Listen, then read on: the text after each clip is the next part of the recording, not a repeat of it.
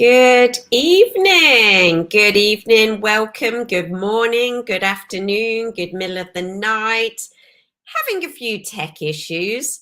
The camera went down. It was saying I couldn't broadcast. So I am just incredibly grateful that it's let me come and see you. Just messing things up a bit here now. Okay. When you come in, do say hello. If you're watching it on replay, just put in hashtag replay so that I know that you've seen it. Nothing changes. We're on to day 3 of the live. We know what we're doing. Hal, good. Hello. How are you? Becky, hello. How are we doing? Oh, how do I say your name? Lucretia? Tell me if I've said that right. Lucretia. I hope I've said that right. I'm so sorry if I haven't. Sharon, hello. I'm glad you put in who you were. Lucretia, yeah, no, oh. Hey, how are you? I don't know who you are. Sorry. If you're able to do StreamYard, if not, just put your name in. Lou is fine. I must have really bodged that one up. Oh dear. Daryl, hello Daryl. Rachel, hello. Everyone's popping in now. Hello Adrian, you're out walking the dog, are you, and listening to my dulcet tones. Nice to have you all popping in today. Now tell me, did I break you a bit today? Have I opened your eyes? Hi Donna. What did you think of today? Hi Daniel. What did you think? Where do you stand on the LinkedIn debate and where we go from there? Hello, Sandy. Let me know if it's broke you or if you're okay.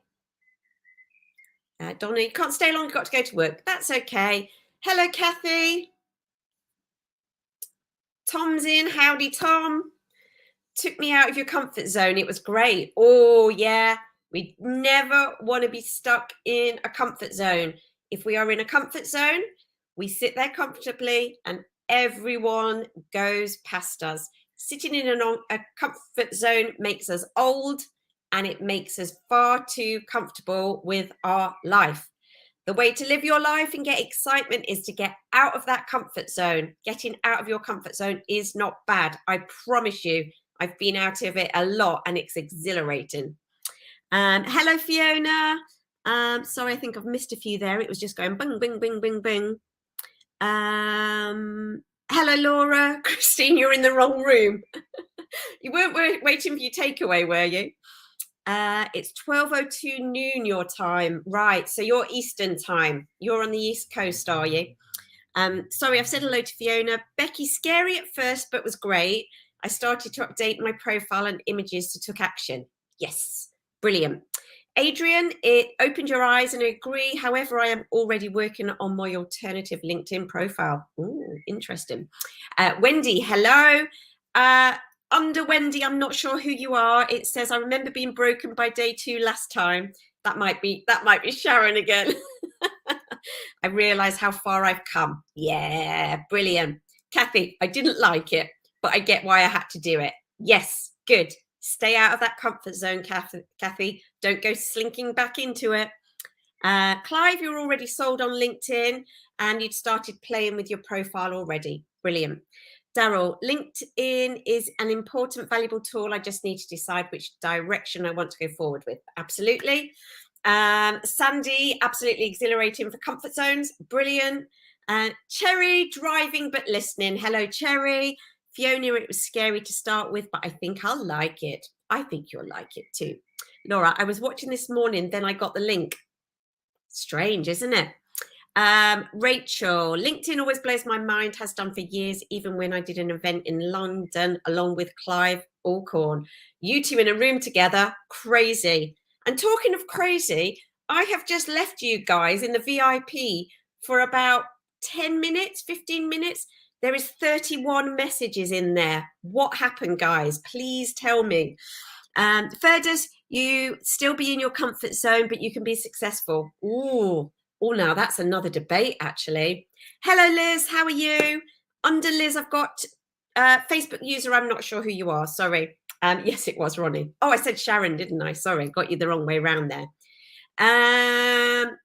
Comfort zone. Not sure why you saw my name earlier and not this time. Don't know.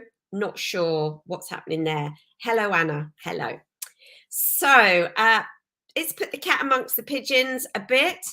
I remember when I did this, Laura, we were just chatting and finding out where we're all at. Yeah, without me, I feel like I missed out now. Last time I did this, someone very rightly said, I thought LinkedIn was just for you to search for a job or to put your CV on. So it shows how people's perceptions of LinkedIn are very different. Plus, you hear about the LinkedIn police, that if your post isn't worky enough, they'll have a go at you. And I have to say, I've been on there for just over 2 years, and I have never found the LinkedIn police. And even on a Friday, when I try and post something a little bit more personal, never seen the LinkedIn police. I've just found a lot of support, a lot of friendship, and a lot of love there. So, you know, it's absolutely brilliant. So don't believe everything you hear, is what I'm going to say. Right, just going to start with some questions. We got a lot of questions. Okie dokie. Donna asked, Donna Hodge, that is, what camera and lens you use. First thing I'm going to say is, it doesn't matter what you've got as long as you understand light and composition. But to answer your question, my camera is not the most up-to-date one. I've got 2 of them. I've got 2 Nikon D810s. I'm happy with them. I don't need to upgrade them. Until things start to go wrong, they will last me years. I don't need to chase the newest thing on the market.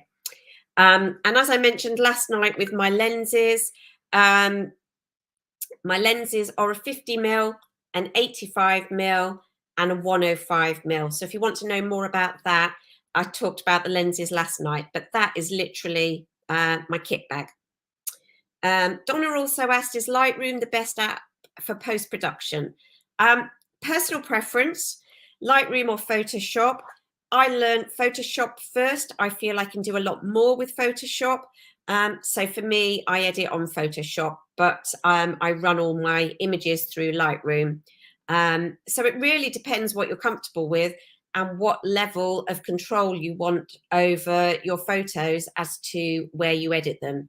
And you'll probably find that Adobe Photoshop do give you, or Adobe give you, a free trial for a month to try it out to see what you think. Just seeing if there's anything else coming up. Gary, can I have more than one LinkedIn page? No, you can't. You shouldn't have more than one LinkedIn page. You shouldn't need more than one LinkedIn page. Rachel, I tweak in Lightroom and edit Photoshop. Yeah. I mean, I crop and then output them how I want them, whether it's a TIFF, JPEG, RAW, do all that. But yes. Was it Gary? Sorry. Gary, you shouldn't need more than one LinkedIn page because your LinkedIn page is you. It shouldn't be your business. It might be you with your name as Emma Dunham, the photographer, but the actual LinkedIn page is your personal page. What you can then do from there is you can create as many different company pages as you want. So if you've got 5 different types of business, then you can always create a company page that you can show each one on. However, just remember, the more you dilute it, the more you're diluting your brand. And think about, what do you want people to come to to LinkedIn to see you about? That needs to be your main headline. Then you might have some other company pages that you use, but it's not something that we're going to go into this week about the company pages. We just don't have the time to do that. I'm really sorry. I'm just giving you tiny little tidbits of what we go through. Third is talking about Instagram. We're on LinkedIn today. Hopefully you're on there as well. Clive, you use Capture One and Photoshop. Brilliant. Becky, my question. If I'm doing brand and interior photography as well as food, but want to mainly target food clients like restaurants, producers, chefs, would you recommend using mainly food images, promote yourself as a food photographer than a brand? I think if you want to continue being a brand photographer, then call yourself a brand photographer, but show a picture of a person and food and a product, if that's what you're wanting to do, on your banner. You have got a very long LinkedIn banner that you can go into Canva and create something that sums up everything that you do without it diluting it. But as a brand photographer, you have got this umbrella of a few things that fit under that. But just make sure you're not too general with it, that someone coming for food might be put off, or someone coming for a brand shoot might be put off. So make sure that you feel that you know who your ideal client is first. And then once you know who your ideal client is, then create your banner and make sure the wording goes with them. But as a brand photographer, you can get away with it without it diluting it. Under Clive, someone's just said, hello, Emma, hello to all. I'm really sorry, I don't know who you are. Grant access to StreamYard, or just put your name in for me.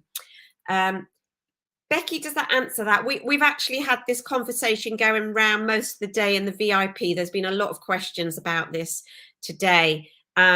And if you are a brand and you might be in a restaurant, but you might be working for the seamstress down the road, you've got to be very careful that if that's where you're looking to stay, that you stay true to who your target market is. Gary, I've been doing family portraits and investigating commercial, and I do like food. I haven't done anything with LinkedIn, so I will use LinkedIn for the food photography. Yes, and that is the next thing to say, really. Thank you, Becky. Just because I'm asking you to choose a genre on LinkedIn doesn't mean to say that you are having to just be that one genre. So if you want to be doing portraits, that could be a Facebook page. That could be your Instagram. If you're doing pets, you might have an Instagram page for your pets. But decide who's coming to you from LinkedIn. And when you know where people are coming from LinkedIn, then think about where else you want to post. When I first started on LinkedIn, I did my food photography on LinkedIn, and I had food photography for Instagram and Facebook, but I also, which was a bit of a pain, but I did it for about 6 months, I still posted to my old portrait Facebook and Instagram, just in case it wasn't going to work out, you know. And the amount of people that come to me and say, right, I want to be a food photographer, I'm dropping everything else. And then I would say, well, you're going to be very poor, because it takes time to build your business up, to gain new clients, and to get that rolling in. So you need to be really careful that you don't just sweep in and just say, right, okay, that's how I'm going to run my business, because it's not realistic that that's how it's going to work. Or it might be that you've got a job and you build up the food photography side while you've got the job. And then when you realize you're getting consistent clients, then at that point you say, okay, I can go part-time, or I can leave my job. But I wouldn't want anyone to jump in with both feet and then say, oh, haven't got any clients. No, it takes time. It takes time. Third is go and Google LinkedIn. That's what the whole day's been about. Go and Google it and see what you will find. Mary, just tried adding some images to my featured section, but LinkedIn is cropping them horribly. Is there a way around this? In one answer, no. When you upload them, they show them square, and then when you go into the profile, they show them landscape. So you need to put enough of a border around them so they look right for how you want them to look when you are on the featured section. So you'll just have to have a little bit of a play around with it, because it does crop it from the square to a landscape. So you just have to have a bit of a play. That is probably the best I can offer you right now. Not great. LinkedIn, Clive, LinkedIn Premium or not, I've done my free month and it was awesome for searching and making connections, but it feels a bit pricey. Not, no, don't pay.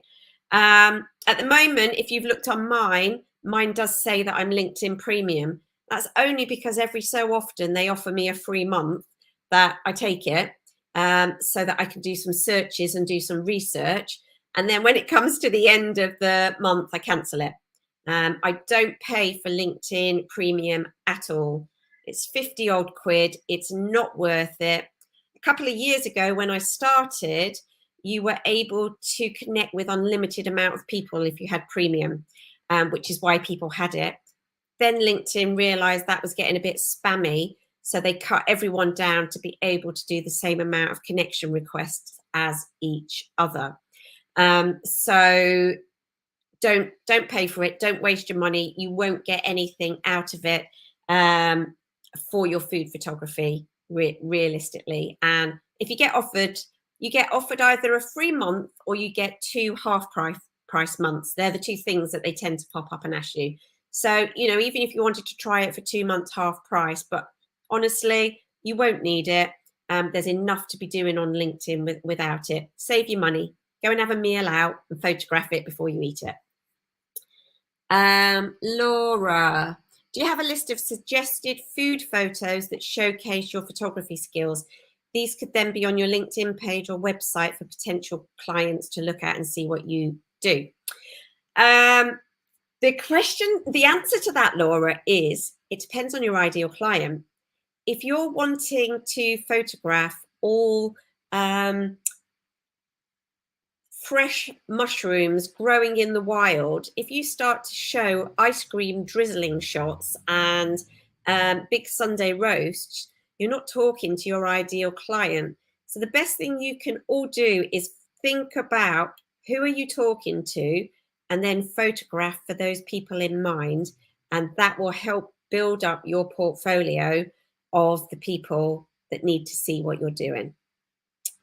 Great advice. Thank you, Tom. Thank you. So no, there isn't a suggested list. It has to be your style, your food, your ideal client. I'm sorry, I can't give you any more than that. David, where can I obtain the photo icons you have on your page? And also, how do we record a message to go on your profile? I'm going to show you, because someone also asked me about scheduling. I am going to show you. What was it you wanted to know? Okay, I'm just going to show you that.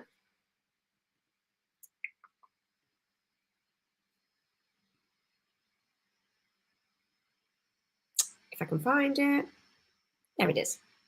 Okay, so you should now be able to see my LinkedIn. And if I refresh the page, you'll see in here what David's talking about. There's a little clip of me talking that should come up in a minute where my cursor is. Come on, you can do it. There it is. So this is what David was talking about, me introducing myself there. There is also another one here where you can introduce yourself verbally.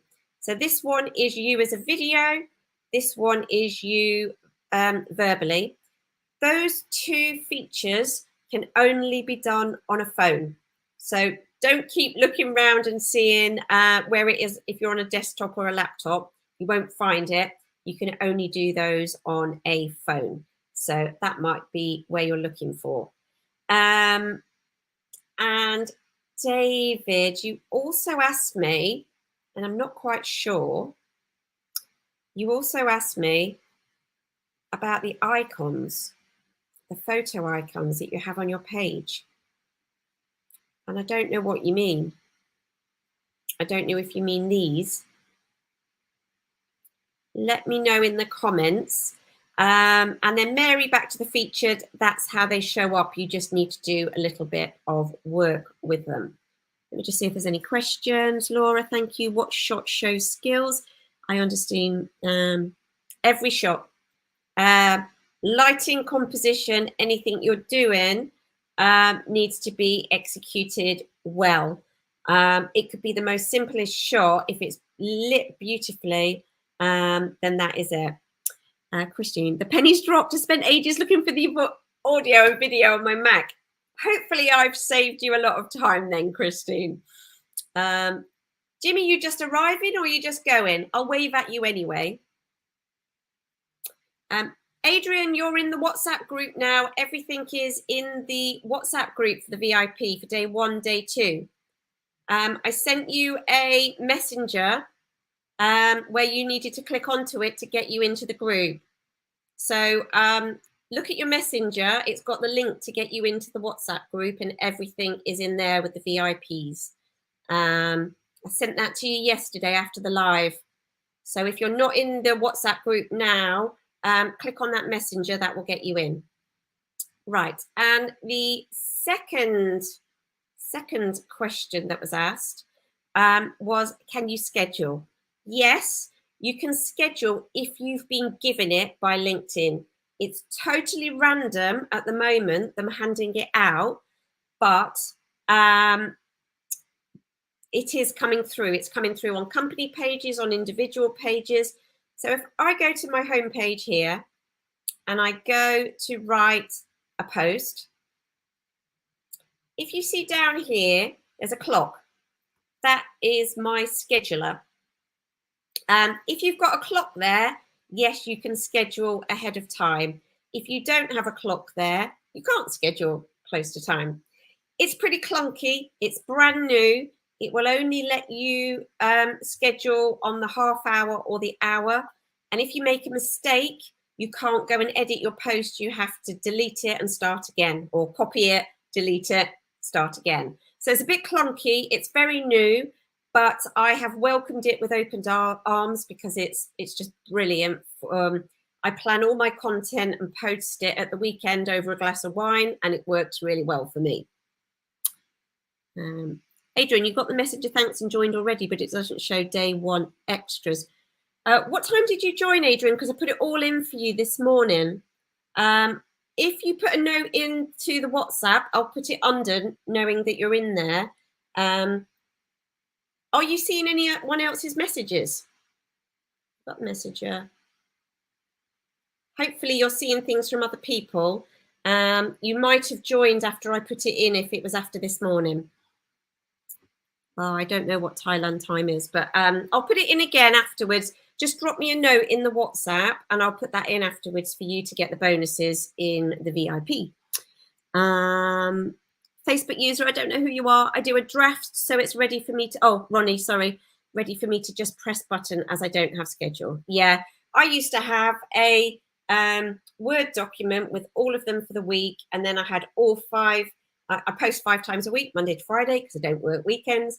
And I had all 5 images ready to go. Whereas now I post my content, it's gone to Facebook, it's gone to Instagram. So by the time I get to Wednesday, it's quite a nice surprise because I can't remember what I've actually put in there, especially if I have had a few glasses of wine. It's a surprise to me as well. So I'm like, oh, how lovely.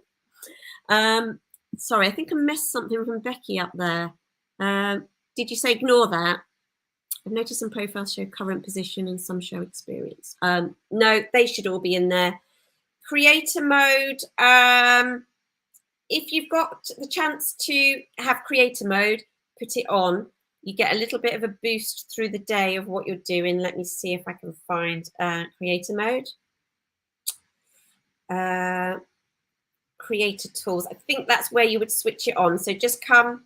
Oh, it keeps going back into these analytics. This is a new thing.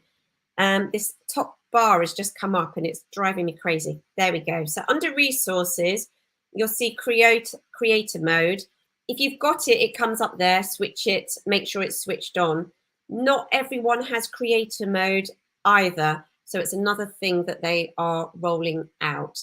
So just be mindful that not everything's there, and just ask what there is to do with that. Right, sorry, I've got more comments, haven't I? Great. Yes, great. Adrian, we'll get you sorted afterwards. You'll get everything that they've got. You will not miss out, I promise. Are there benefits to having creator mode? Yes. So I find I always post at 7:30 in the morning. By 2 o'clock, where there's a little bit of a dip, I find that LinkedIn gives you a little zhuzh with creator mode. And I think it must have a second algorithm where it pushes it out to more people. Whereas before creator mode, if I hadn't got my post going well within the first 2 hours, that's the algorithm. You need to get comments and likes on it in the first 2 hours. The algorithms then pushes it out to more people and puts it into their feed. So if you've got it, turn it on. It will give you a boost. You have the option to turn it on. Turn it on.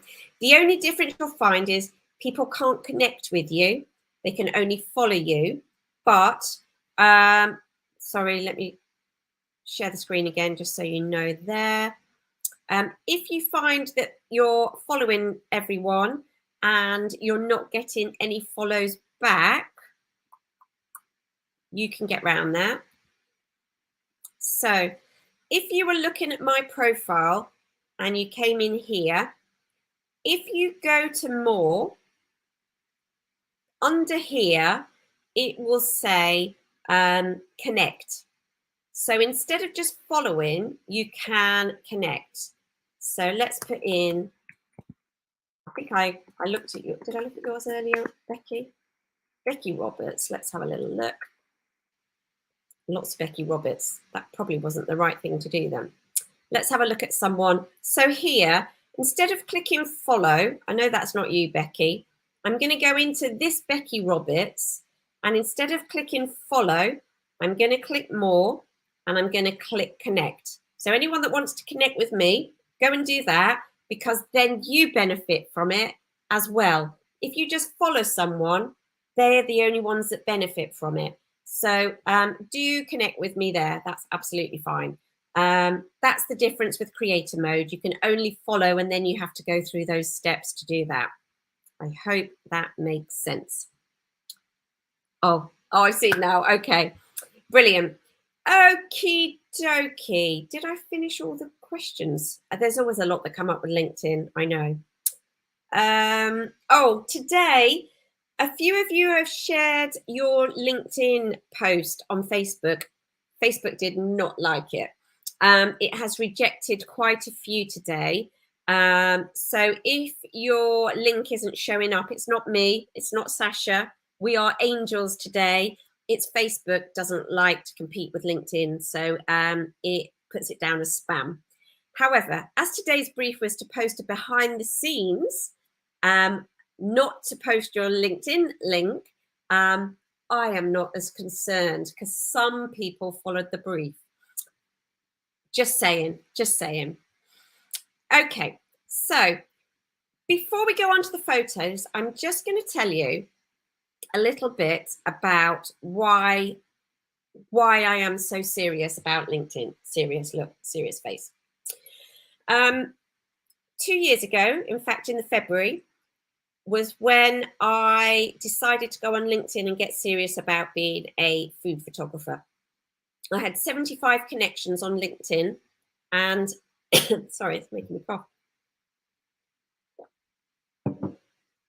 And no food clients, no database, no nothing. I built up my LinkedIn to the point where in just over 2 years, where are we now, April, I now have over 12,000 followers, all foodies, all photographers, because I work with photographers and foodies. I have two different genres that I work with. All people in my target audience that I now am connected to. And that is the power of LinkedIn. And I'm going to give you some behind the scenes stats, if that's all right. I'm going to show you some of my posts and how they perform, and you can then see why I don't have a marketing budget. If I can find it. Okay, here we go. You should now be in my photos, and you are now viewing some of my LinkedIn posts. Let me just get it so I can see the comments. So this was after a year. I had 5,000 followers in just over a year. And over here, we've got the two vanity stats that I put in. I had 37 likes and 51 comments. The comments mean more than the likes. So think of it as a comment is 1 point. Sorry, a like is 1 point, a comment is 3. Now, for every comment you get, you need to respond to it. So in theory, I've had 25 comments, but I've responded to everything. So that gives me double comments, which helps the algorithms. So these are your vanity stats that everyone sees, which help the algorithms, which are great. But this is the bit that I want down here. I've had 2,039 views on this post, and on this one, 2,779 views on this post. What that means is I've had that amount of eyeballs on my work.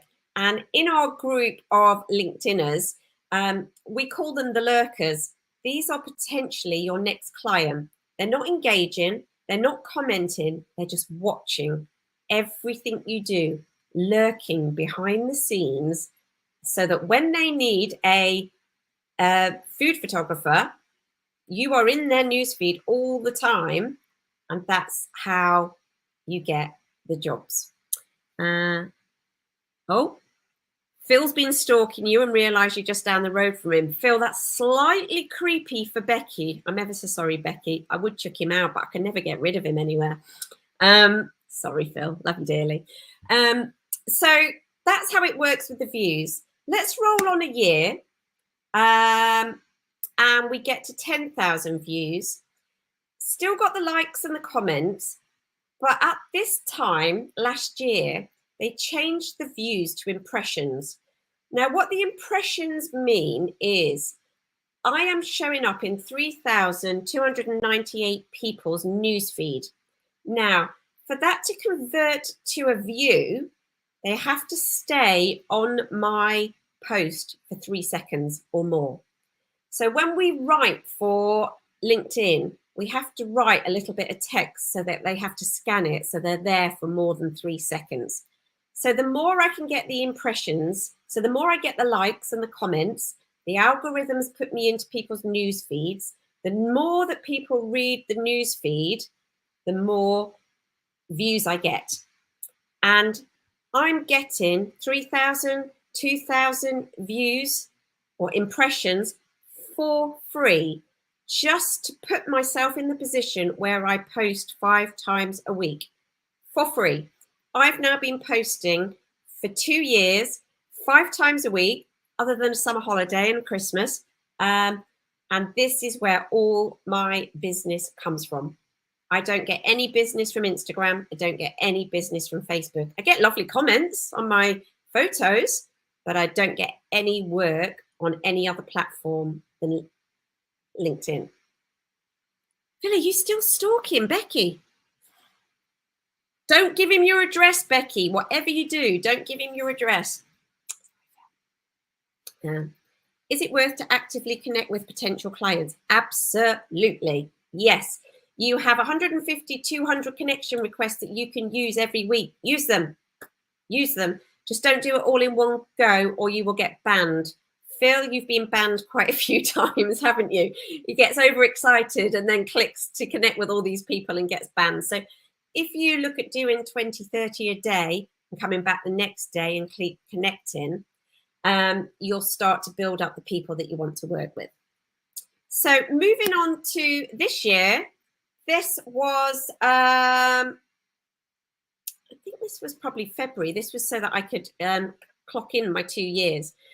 So here I'm up to 11,381 followers. My impressions are up to 3,185 and 5,401. Now, that's for free, absolute free. just knowing how to use LinkedIn and all the wonderful things that LinkedIn can give me means I don't have to pay for a marketing budget. And that is the benefit of knowing LinkedIn. I have two things that work really well for me on LinkedIn: cake.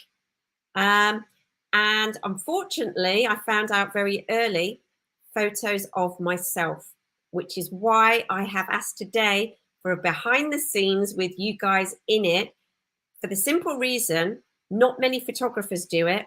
Very few food photographers do it. So if someone's looking for a food photographer and they've got 3 to choose from that look exactly the same, they can't tell about the lighting, the composition, they're exactly the same price, you will have built up the trust with them if you keep getting yourself out and in front of the camera. They'll start to know who you are.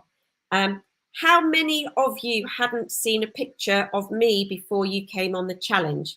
There are pictures advertising a food photography course, but there are also pictures of me so that when you get in there, it's not a shock to the system. Might still be a shock to the system, sorry. But you have to get your face out there for people to know, like, and trust you. It's really important, and it might get you the job over someone else. I've gone off on a tangent. Network Big Bang Theory. Oh, for your little area there. Daniel, never knew how in-depth LinkedIn was. We'll definitely start using it more. Oh, yeah. Oh, yeah. Sharon, you've had 3,800 impressions today. Whoop, whoop, whoop, whoop, whoop. Love it. Ah, Sue, hello. You finally got here, have you? Not, I'm saying that like, oh, you finally got here. You've put, I finally got here. Daryl, MPA thumbs up or thumbs down? Oh dear, can't go there, can't go there. I didn't see you before joining, not too much of a shock. Brilliant, absolutely brilliant. Right, so shall we go on to the photos? I've got all the ones from yesterday, but surprisingly, not so many for today of you behind the scenes. Funny that. I've got my look going on now. Right, let me just see it. So it works. Yes, so it works, everyone. It does. You know, I'm showing you my behind the scenes stats for you to see what I'm seeing. Obviously, you're only seeing the vanity stats. You are only seeing the likes and the comments. You're not seeing the impressions, which is the thing that I'm looking at every day of how many eyeballs are on my post. Who's seeing it? Phil, 7,811 connections today. Never seen Emma Dunham. Phil is in my academy and he does get targets to up his LinkedIn. Every so often he drifts back into his comfort zone and he gets to kick up the bum to go and connect with more people. Is there a best day or time to post? Yes, there is. There is, Fiona. Well done. Thank you for bringing me back on track. Think about LinkedIn being busy at the times that you're not working. So if you're traveling to work, you might find that 7 to 9 people are commuting, so they'll be on LinkedIn. People will be having a lunch break between 12 and 2, and people will be on their way home between 5 and 7. So these are the optimum times for you to put your post in, because the first 2 hours matter for the algorithm. So think carefully about when you're putting that post on and how that's going to work for you. Oh, Becky's giving her address out. Careful, Becky. Cherry, shooting today on site with clients' headshots, not appropriate to get them capturing me. Regular posts behind the scenes, they work. Yeah, absolutely. And also, you can only get the back of a client's head when you're doing headshots. With food, it's really easy. You don't have to ask permission. So just bear that in mind, that you don't have to ask permission. You just have to remember to set your phone up and run around Benny Hill style and get ready to take the shot. I only started last challenge, Phil. Oh, Phil is fab. You only started LinkedIn last challenge, Sharon, in January. Is that when you started LinkedIn? That's interesting if you have.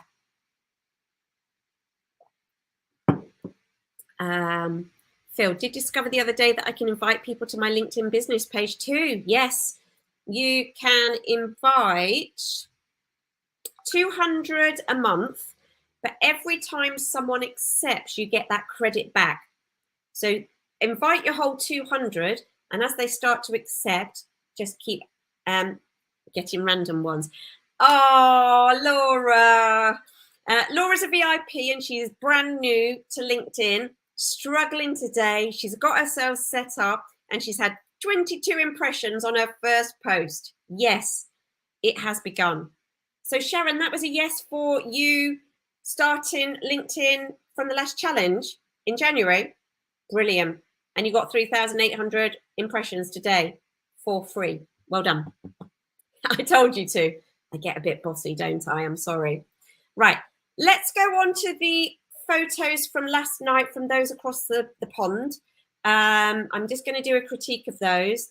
And then we've got the lovely behind the scenes photos to show as well. So, oh, I'm still in StreamYard. I need to be in there. There we go. So just a few left over from yesterday. Can I still see the comments? Yes, I can. Sorry, didn't have any behind the scenes with me in and misread the task. Yeah, quite a few misread the task actually, but some got it right. So I didn't think. So you know what I was saying in the welcome meeting where we all take in information differently, visually, auditory, kinesthetic. It's really interesting, isn't it? How you say something, or if you're a photographer and you say something in a shoot and everyone hears it slightly different. So I find that fascinating.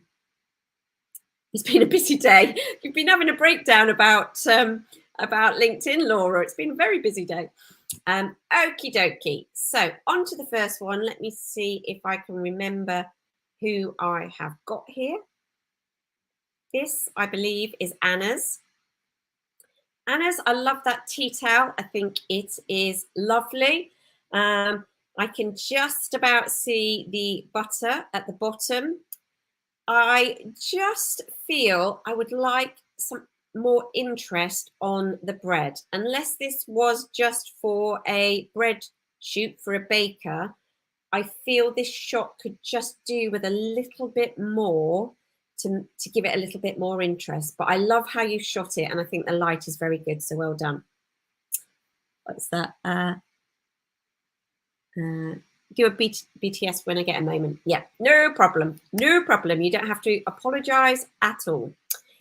Second one is from Aubrey, and I'm guessing that Aubrey either makes these beautiful biscuits or you've brought them in to photograph, which is lovely. And the detail on this top one is absolutely amazing. You know, everything is sharp. It all looks really good. I just feel that the depth of field with the other biscuits in the background doesn't do justice to them. I would like them to be slightly blurred, but not to the point where I can't read. I can just about read Amelia, I think, but I would like to see a little bit more of the biscuits behind. And this might well be that you've took this with a phone on portrait mode, because they're very good at blurring things like that. So my guess, this is a phone on portrait mode, but I might be completely wrong.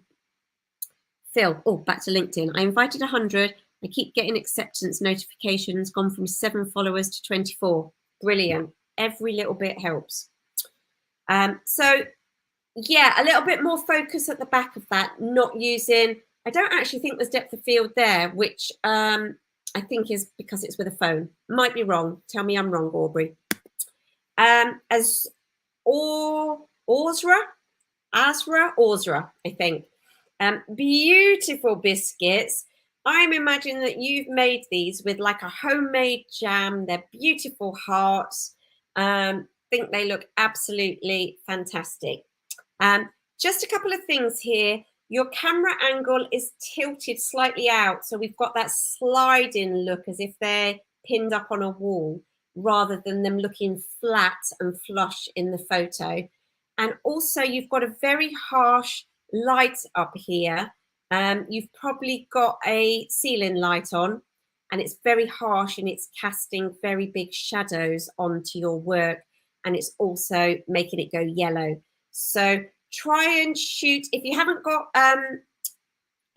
photography lights, go and shoot by a window and put all the artificial lights off if it's turning everything yellow. because the biscuits are absolutely beautiful. On to Darren. Darren, it was, oh, what was the day in Australia? You'll all tell me in a minute. Begins with A, can't remember. It was that day, wasn't it? And you were out. And I love how you have photographed these on your hat with the twinkly lights in the background. I think that is absolutely Anzac. That's it. Thank you, Sandy. Anzac Day with the twinkly lights in the background. It really feels like a celebration, and it's just lovely. Australia Day is January. I couldn't remember what it was. Thank you to Adrian and Sandy for telling me Anzac. The only thing that this is compromised on this is the light, and you've obviously got this very harsh, glary light, which, looking at all those lights out, I feel like you were in the middle of a carnival. And because you've got that very harsh artificial light, we can't actually see what the colour of the biscuits are, especially on the hat. But I absolutely love how you've set this up. I think it's brilliant. So well done, Darren. And I know that you are on the chef side rather than the photography side. So really well done on this one. Rachel, where can I get a stand that goes over for my perfect flat lays without me having to climb on everything to get the shot? You can get a C stand and have it over the top, or you can get a tripod with an arm. Remind me at the end and I'll show you my tripod with an arm. Tripod, boom. Let me just put that there to remind me when I've gone through the photos, Rachel. Right, back to there. Well done, Darren. On to Donna. Donna put a couple in here, and I know you just took this one quickly while you were out, so that you just said, just took this one quickly. And obviously we can tell this is a snapshot. It's got all the other cakes in there, but I really like the fact that you were stepping up and taking the picture. So well done, Donna. What else we got? Adrian had a Donna Remembrance service at Hellfire Pasta Day in Thailand to commemorate Anzac Day. Fantastic. Did you go to it, Adrian? Rachel, thank you. Sorry, just popped into my head. No problem. Donna, that was your other one, I believe. And that one is your own little baby. Looks great. Again, here, I think you've possibly got a overhead light on there that's turning it slightly yellow. So switch off those big, harsh kitchen lights, move towards the window, or change your white balance so you make your white balance cooler and bluer rather than yellow.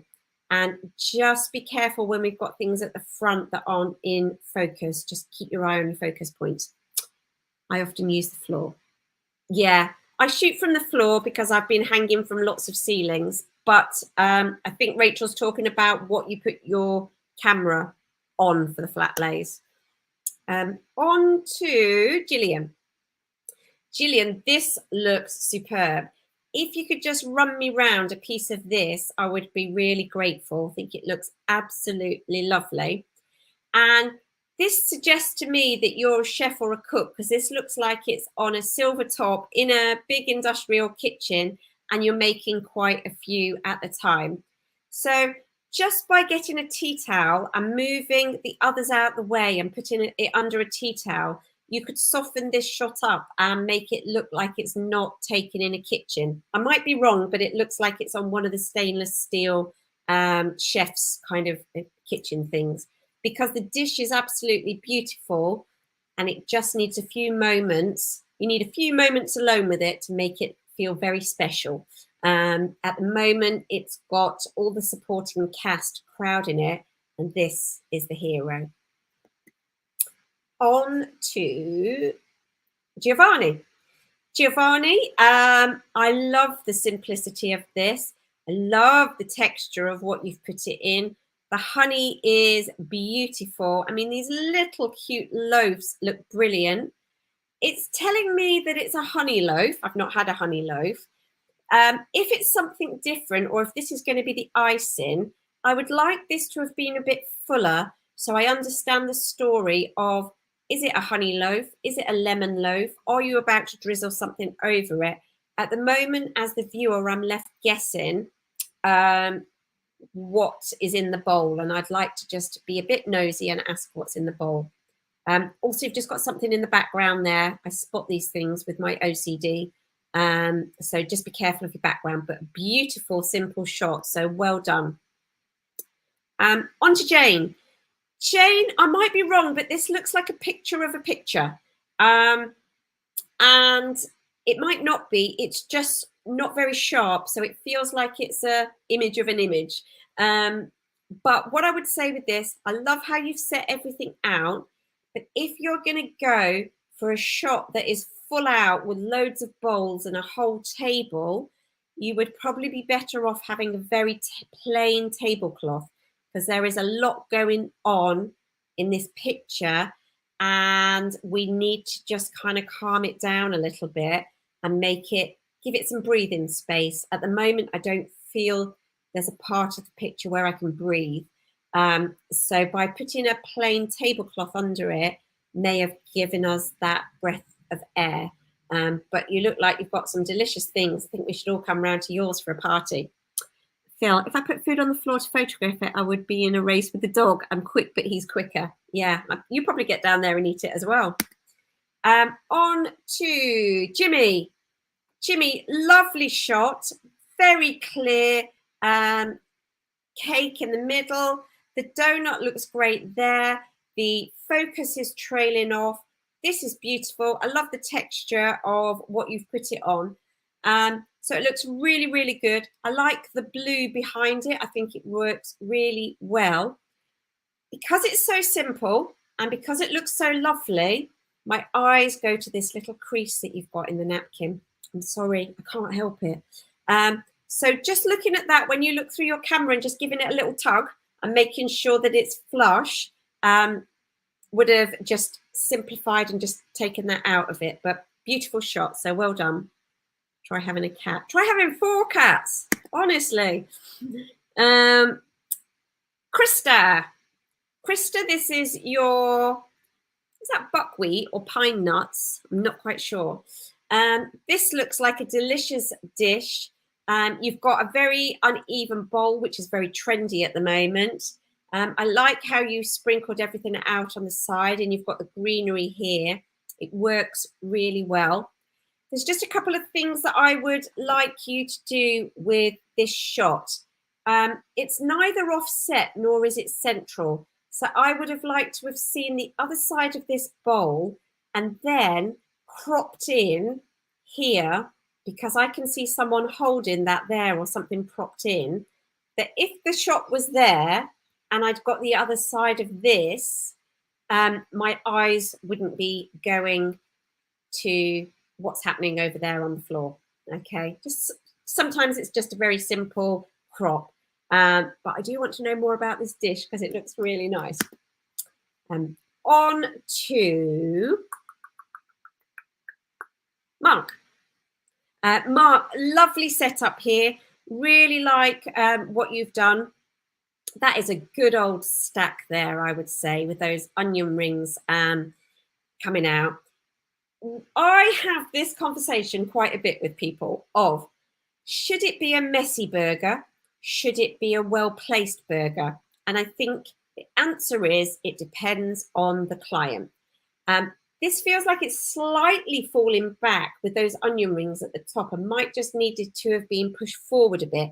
But I don't mind a messy burger because I think that is what, if that's what the restaurant has. I've got a burger place and it has all these free toppings. So it has to look messy because you want to pile everything in and then you really want to eat all of that. So it looks really good. I think you could have moved out what's on the left-hand side here because that's white and the rest is dark. I don't mind the chair in the background because the chair is dark. I just feel with this shot, I don't think it's the light. I think you've actually oversaturated it. When I look at the colour of the yellow cheese and the yellow chips, personally, I think that is a post-production oversaturation. And I would say, if I could see the shot paired back with less saturation, I think I might prefer it more. it's always that, where do you saturate a picture to? And I just think there, maybe bring it back a bit so that the cheese looks a cheese color. Hope that makes sense. Okay, on to Mary. Mary has made some rhubarb bakes. These look really clear, really clean. We've got the rhubarb over here. We've got walnuts. So we're starting to get the story of what's in these bakes, which look beautiful. They're on the baking tray. So even if Mary took these out of a packet, they feel home baked. I don't believe she has. They feel home baked. Now, for an Instagram style photo, that is absolutely fine. And this is what I must get across with you. I'm taking you to a level of what a client would want, not what your Instagram feed would want. You know, any of these photos are absolutely beautiful on Instagram and you will get loads of likes and discussion on it. What I'm showing you is where to go with a packaging shot or a client shot. So please don't think at any point I am poo-pooing what you're doing. So everything looks great there, but because it's so clean and very white, I would like in post-production or to get a little paintbrush and take off all the marks that are just showing around it. I don't mind these so much, but where we've got extra bits, just take them out the picture. And we've got something under the rhubarb there. So this is the thing with food photography. We can get it to 80% of the way. That extra 20% at the end is, you know, that's the money. That's the money shot. That's where you make your money, when you notice these things in an image that a client wouldn't notice until it went onto their packaging. And then they went, oh my God. And then they've got to come back to you. So you've got to be the eyes for these clients. You've got to notice all of these things before they do, and they will be incredibly grateful that you've noticed them. On to Nikki. Nikki, really well thought out shot here. Absolutely love it. I love the forks, how they don't infringe on the big spoon. We've got the things in the background. We can see everything that's in this picture. Just one slight correction for this is, if this is your hero and it's center stage in the shot, it's got to be razor sharp. And at the moment, it's not razor sharp. So if you're able to sharpen it in post-production now, or a bit of AI, then you will have a great shot. At the moment, it's a good shot. It could be really great. You might not be able to do it. And also sometimes if we're not using a close-up lens, sometimes it's not possible. But lovely shot, well thought out. On to the candy from Paul. Candy floss. Wow, the kids must go absolutely wild for this type of thing. And you're having it with chopsticks. I mean, what kid wouldn't want to sit down for dinner and have candy floss wrapped up like sushi with chopsticks? Like, who wouldn't? What I would say here is that's absolutely fine, and a child's not going to notice this, but you're using a very glossy plate or bowl, and it's giving you loads of highlights, and it's making the food look really garish. And I think if you had put it on a grey plate or toned the colour down of the plate you put it on, you would be able to see a lot more detail in the pinky white here. But I think you've got so much bouncing back out, it's took a little bit of the colour out of your candy floss. Not that I wouldn't eat one of those, but I think that that is a plate choice rather than anything else. Pavel, make sure no one's put anything down. Beautiful. Look at that for a soup. Absolutely lovely. I can almost taste that. It's brilliant.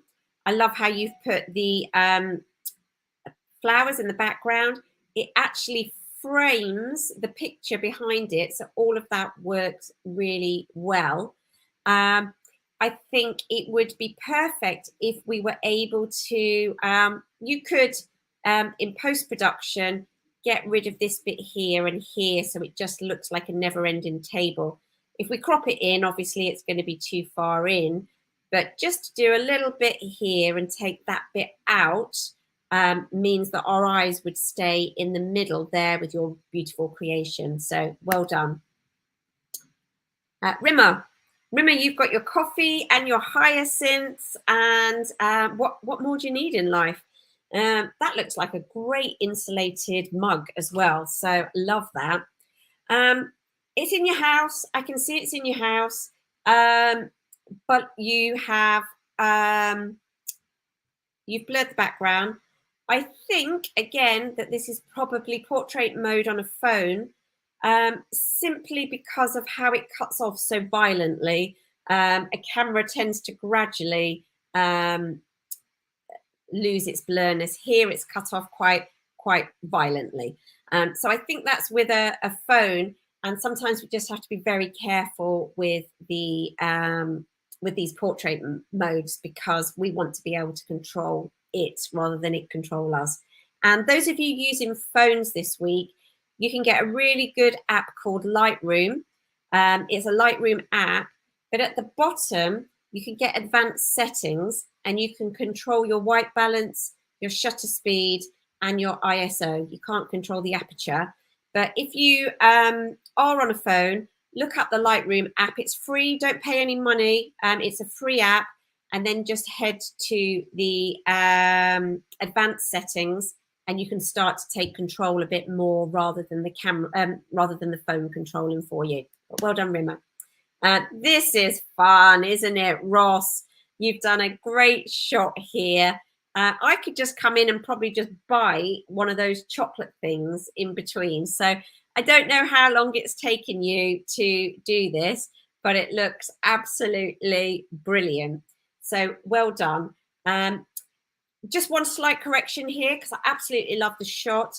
I feel here around this side, because it's dark, you could have just used a rim light or a snoop and just put a little bit of light coming in from the back, but a little bit of rim light to frame around this side of the mug, because I can't see the end of the cup to the background. So a little rim light would just nicely give us that little bit of light around the side, and we'd see where the mug ended and the background started.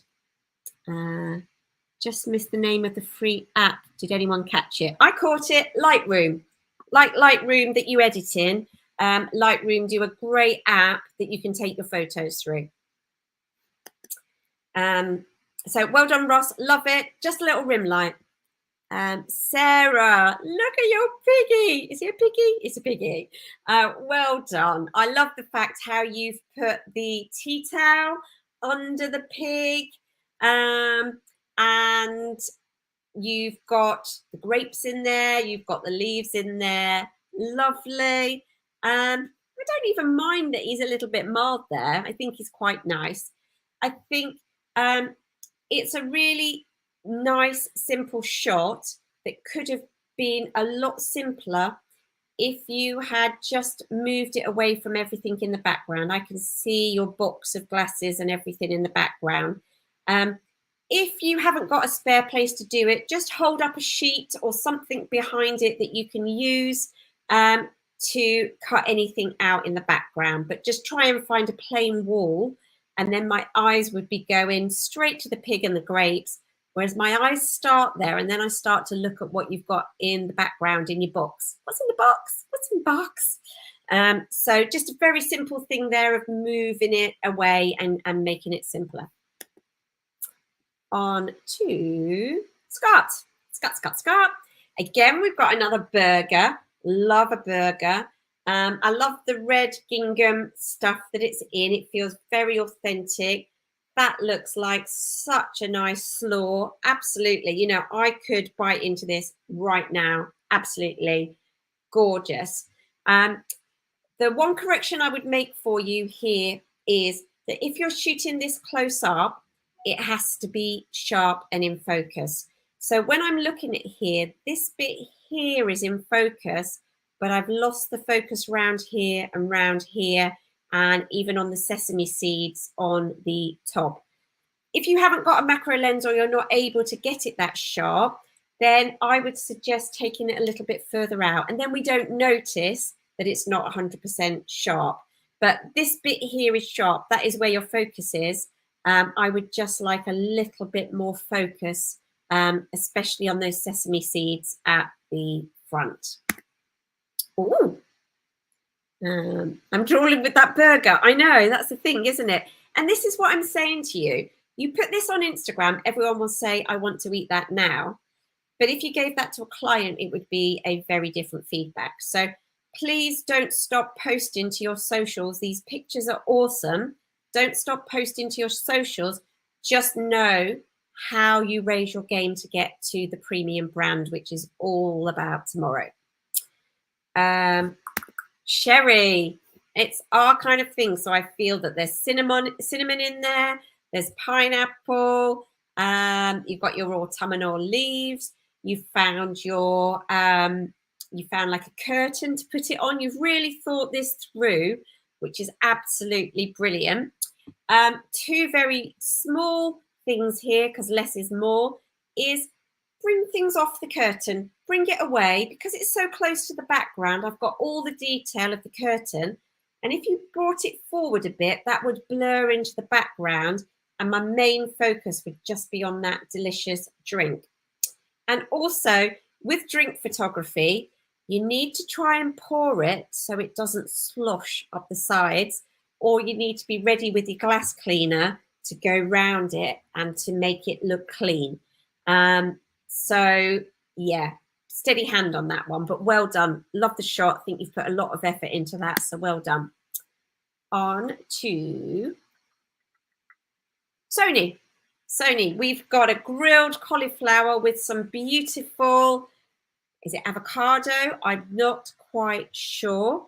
I think that's a beautiful plate you've put it on, and you have really framed it well, and we've got the knife and fork in the background. I feel I've got the story. What I would like from you is a little bit more of the picture. I feel it's cropped in very, very tightly, and I would actually like a little bit more of the picture. And it might be because you haven't got the space, and that might be why you're cropping it in. But I would like a little bit more from that. So if you're doing another one tomorrow, give me more space around that food. On to Moody Stephen. Stephen has made his eggs with his pepper. I feel this was like a labor of love, Steve. You absolutely went, oh, I want these. I'm going to make them into a little smiley face. Well, not smiley face, a moody face. I can see we've got a lot of artificial light round here, but not much of it is going into the plate. But I love it. It makes me giggle. And this is the kind of thing that would go down a storm on socials. So well done. On to, almost there, Vanda. I think this is the last one, actually.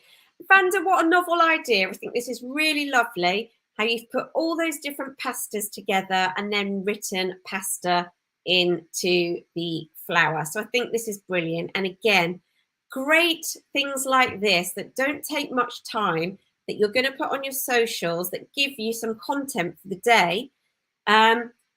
It could even be something that an Italian restaurant had up on their wall.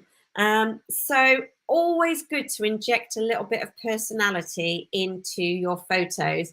If it makes someone's day and it makes them chuckle, then that's part of getting eyeballs on what you're doing. Love this pasta shot. Yeah. So we're caught up with everyone from over the ponds, and I've just got a few, because I don't have many photos, a few from today to finish us off, or finish off with, whichever way you want to look at it. Okay, so on to today. We have Becky's beautiful peppers behind the scene. Well done, Becky. Absolutely fantastic. You really have to think about putting yourself out there. And as a photographer that is always behind the camera, it really feels icky to do this. But if I take you back to 20 hours ago when I started this live and I showed you the stats for my LinkedIn, the one that's got me in had 5,000 impressions. That's what people want. We are a nosy breed. We want to know what's going on behind the scenes, and that's why they're so important. This one is, I believe, Wendy. I've just jiggled them out of there. So well done. I know you're not in it, but nice to see the shot set up ready. And that one also as well, to show the diffuse light, to show what you're doing. Really good. So well done. I'm not critiquing these, obviously, guys. These are snapshots, and we have to bear in mind that in our business, we need these snapshots to survive. This is not about getting the best picture. It's about showing people what's behind the curtain and inviting them in so that they feel part of your world. It certainly is. On to, I'm going to say Stacey. Stacey. Yeah, Stacey. Beautiful shot. Everything is staged in the background. Even though it's a behind the scenes, this is a very tidy and clean behind the scenes, which is nice. We have to remember that we can be aspirational and inspirational to our viewers. So by having something that's very clean and clear in the background, only adds to them buying into you. Then we had Laura's lovely shots. Laura put 3 in. Lovely side light there. Love how you set this up. I could do with that yellow tea towel, Laura. Could I have one of those, please? Then you've done the same on the floor. And it's just great. And those guys in my academy know I always ask them when they do their photos to put me a behind the scenes in for me, so that when something's wrong with the lighting or something's wrong with the composition, I can say immediately, that's why, because you've done X, Y, and Z. It's such a great way to learn for me, having people put in the behind the scenes in, because I can see exactly what's happening in the image. And then the last one for Laura there. So that is brilliant. Who asked about the tripod boom arm? There you go. So that is Laura's going across the top. You either need one that will pop up like that. You can get a C stand that you could put something on the end of, or I will show you a tripod in a minute when we finish, unless someone else has one. On to Kathy. Lovely. Look at your concentration, Kathy. I think that is absolutely brilliant. But what a beautiful shot with the light, with you, with the food. Superb. Absolutely brilliant. And see, I'm already looking at what you've got as a backdrop. Is that a backdrop? Have you got a bit of wallpaper? I'm being nosy. I'm looking at everything because I'm bought into it. That's what you want. Yeah, you need something across the top. Then on to Hal. This is yours from yesterday. Again, love it. I can see where you've got the natural light coming in. I can see where you're bouncing your light back in again. I can see that the hand cream is propping it up to get that bounce light back in. I can see the whole thing. It's brilliant, brilliant, brilliant. So just to finish off with the golden pineapples for today, guys. So my golden pineapples today. Oh, I've just realised. I don't think I put everyone's in there, but it will all come out in a minute. 5 people have got a golden pineapple today.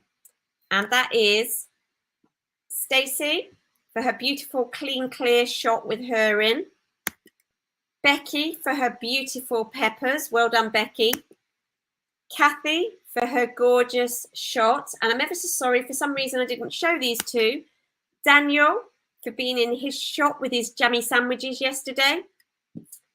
And Clive for going to Hotel Chocolat on the way home, picking up some chocolates so he could photograph them today and do a behind the scenes. Now, that is dedication.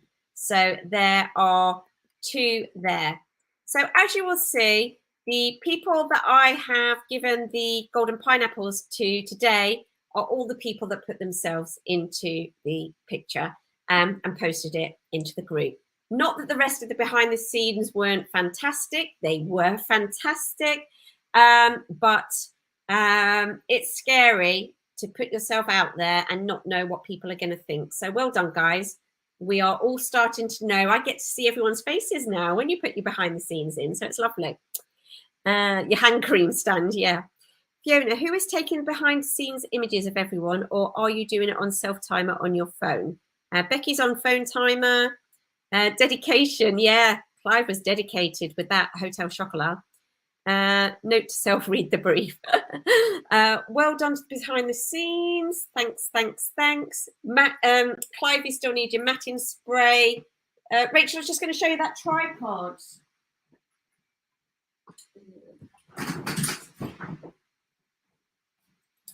It's not the greatest tripod, but it's easy to carry around. So it just looks like a normal tripod, but it's just got the middle bit that goes down. It's always the opposite way. And then I have it like that. You will see me using this on Thursday. So it'll just give you an idea. You'll see it all set up on Thursday as it crashes down on the floor there. So lots for today with LinkedIn. I honestly, I'm coming from a position of where this has helped my business immensely. I don't have a marketing budget. I just work 5 days a week. That is one of my non-negotiables. Unless I'm on holiday or it's Christmas, I post 5 times a week, because with LinkedIn, it's very different to Facebook and Instagram. Facebook and Instagram, everything's around for 24 hours.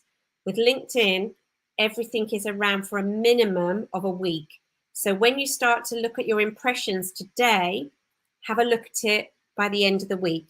And if it's getting loads of interaction and being popped into people's feeds, it will stay around for longer than a week. The more people are commenting on it, the LinkedIn algorithms will say, hold on a minute, this is going well. We need to show this to more people. So it pays to be interesting. So that is the beauty of LinkedIn. You're not putting something on for one day. But what it does mean is that when your ideal clients are coming into LinkedIn every day, it might not be that day's post, but you're very likely to be in their feed every single day. And then when they need a food photographer, because you've been connecting with all these people, you are there, you are ready, you are primed for no marketing spend, just to get yourself organized and commit to how many times you could post on LinkedIn. So just asking that question, how do you feel about posting on LinkedIn, and how many times a week do you feel that you could post if it helped your business? Sorry, I'll just answer this while you're all answering. Christine, my tripod is a Manfrotto. I personally believe a C-stand might be better, because do you know why? That boom arm isn't very long. So I always have to have it on maximum capacity so I can put the boom arm right over my flat lay. And if I'm doing a big table shot of everything, then I'm having to think about switching lenses or getting higher, because that boom arm isn't very good. So it's okay. It does me, and I take it out to every client because it fits into the trolley. But I wouldn't say I'm 100% happy with it. So that's right, Emma. And you don't know who's watching you and not commenting either. Yeah, back to the lurkers, everyone. The lurkers are your next clients. Would you post into different groups? Do you mean different groups on LinkedIn, Liz? Just let me know if that's what you mean. While I just look at everyone else's, I'll see what you said. I think if you're organized, then it's doable to post 5 days a week. My behind the scenes didn't get shown. Was it because it's a video? Yeah, it was a photo we were looking for, Rachel, today. I can't show a video through a photo, through photos. So it was a video. It was a photo that was requested today. I find it okay as long as I've got enough photos to post per day. So far, I haven't got enough. So I'm planning every other day until I build up enough content, which is back to when you're starting out, you have to get off your bum and you have to photograph a lot to build that portfolio up, to have things to talk about, or it gets very boring very quickly, and then you're going to end up not posting. Clive, at the moment, I could probably do 3 times a week. I struggle with useful content. Okay. Yeah, I mean, I would say commit to something and see what you can do and see how it works for you. Because if you think, so today, Ronnie, was it you, Ronnie, that said you've only started posting since I did the last 5-day challenge. You've got 3,800 impressions today. What is that going to end up at the end of the week? And that is all for free. And if you've got 3 of those going on in the week, you are going to be showing up in a lot of places. So don't give yourself unrealistic expectations of what you can fit in with your life, how many photos you've got, whether it's going to stress you out. Think about what's doable that fits into your life. I know I like to sit at the weekend and have a glass of wine and write mine. That's why sometimes when you get to Thursday, Friday, I have to quickly go in and amend them because they don't always make sense. And it's my dad. My dad always likes it on LinkedIn. And he rings me up and first thing he says to me is, 3rd paragraph down, 2nd word. I'm like, thanks, Dad. I know you'd like to know. I said, I don't really want to know, but he tells me every time. Phil, also need a counterweight on the boom for stability. Yep. I've got a sandbag on mine. Well, not on it right now, just over there. Sandbag somewhere. I don't know. There we go. The lurkers are amazing. The lurkers are your next clients. Liz, yes, the same post, but into different LinkedIn groups. Yes, read the rules. Don't look spammy. And see where it gets you. See if anyone is talking back to you, seeing if it's tumbleweed, see how many impressions you get, because even if you're in a group, you can see about the impressions. Dinner time, absolutely. Any more questions? I need to warn you about tomorrow and delight you with tomorrow before you go. First thing tomorrow, have I had any success with groups on LinkedIn? I post in them, and sometimes a post might get loads of impressions. Sometimes, most of the time, I don't get a massive traction on them like I do on my own page. But then on my own page, I've got 12,000 followers that are all like-minded people. So for me, it pays for me to stay with my own tribe because I've got so many of them. But the ones who voted for only food were chefs. But the ones who voted for food, I don't know what that means, Harold. Tell me what I've missed that bit. I did a poll on LinkedIn about posting multi-genre or just food photography on my feed. Multi-genre was the most popular, but the ones who voted for only food were chefs. Yeah, that's like asking someone if they like this painting, isn't it? Everything's subjective and everyone has their own different viewpoint on it. What was I going to say? Right, let's start with tomorrow is the biggest day. If you get past tomorrow and you're alive and I don't break you, you are going to have some massive breakthroughs tomorrow. Tomorrow might make a few people cry. Sorry. Tomorrow is tough. There is a lot in there. There is a big photography thing and there is a big mindset thing. Massive, massive mindset. Once you get past tomorrow, Thursday's task is fun. I promise you, because I am loading it on you tomorrow, but you need it because I want you out your comfort zone because great things happen out of your comfort zone. So stick with me tomorrow, even if it feels difficult, even if you want to fight me, even if there's a yeah, but stick with me. Honestly, it will help your business and it will help you make a lot more money. So please don't just go, oh my God, I'm ready for tomorrow, bring it on. Liz, you're out all day tomorrow, so you need to catch up. That's absolutely fine. It's all there. It can all be caught up on. And most importantly, we have the fantastic Jeff Brown with us at 2:00 tomorrow.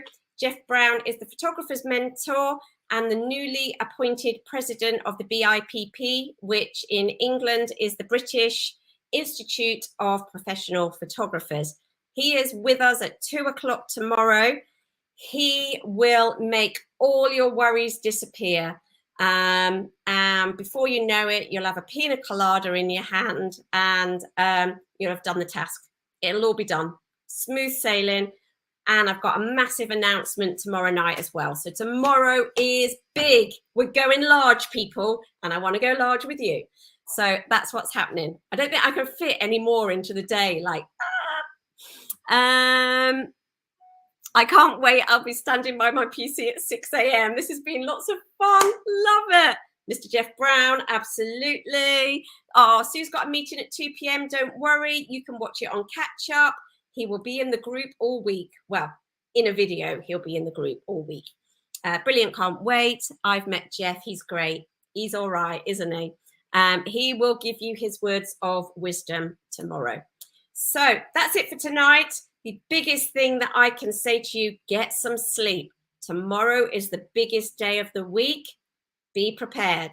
I will see you all tomorrow at some point. Thanks. Bye.